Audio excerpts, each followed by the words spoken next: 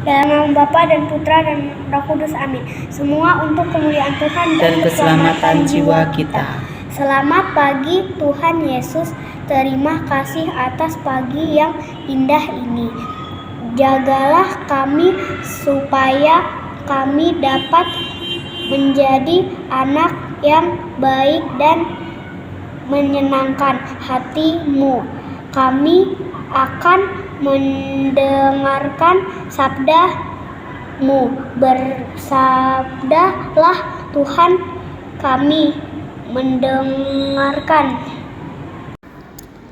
Bacaan dari Injil Matius. Pada suatu ketika, Yesus bersabda kepada murid-muridnya, "Bukan setiap orang yang berseru kepadaku, 'Tuhan, Tuhan,' akan masuk kerajaan surga, melainkan dia yang melakukan kehendak Bapa-Ku di surga.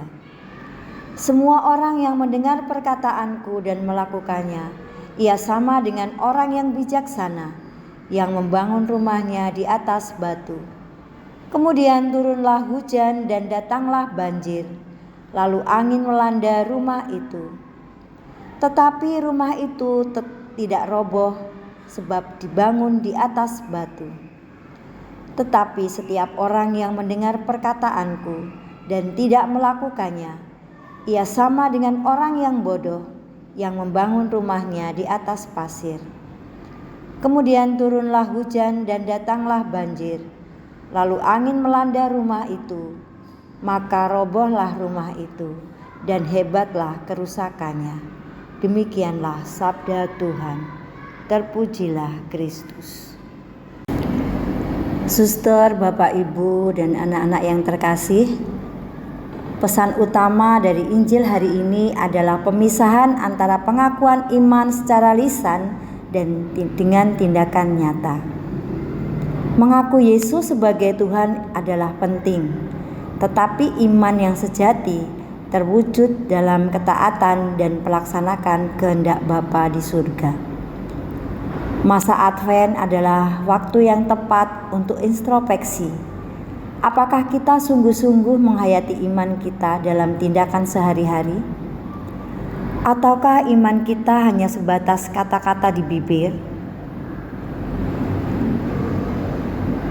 Perumpamaan tentang dua macam dasar bangunan, batu dan pasir, melambangkan dua sikap hidup dalam menanggapi ajaran Kristus. Batu melambangkan dasar yang kokoh, yaitu hidup yang dibangun di atas kepatuhan pada firman Tuhan. Pasir melambangkan dasar yang rapuh, yaitu hidup yang mengabaikan atau menyepelekan ajarannya. Banjir dan badai melambangkan tantangan, cobaan, krisis, dan godaan dalam hidup. Rumah yang berdiri kokoh di atas batu menunjukkan ketahanan iman di tengah kesulitan.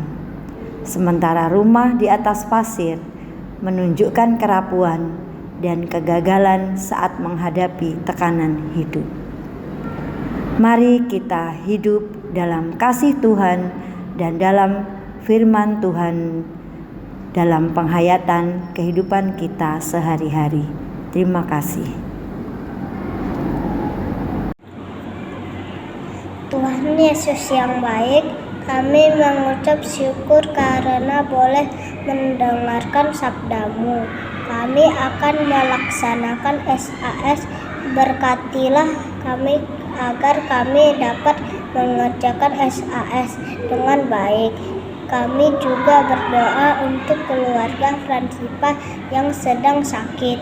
Semoga Tuhan Yesus memberi kesembuhan pada mereka. Semua ini kami mohon dengan perantaraan Kristus Tuhan kami.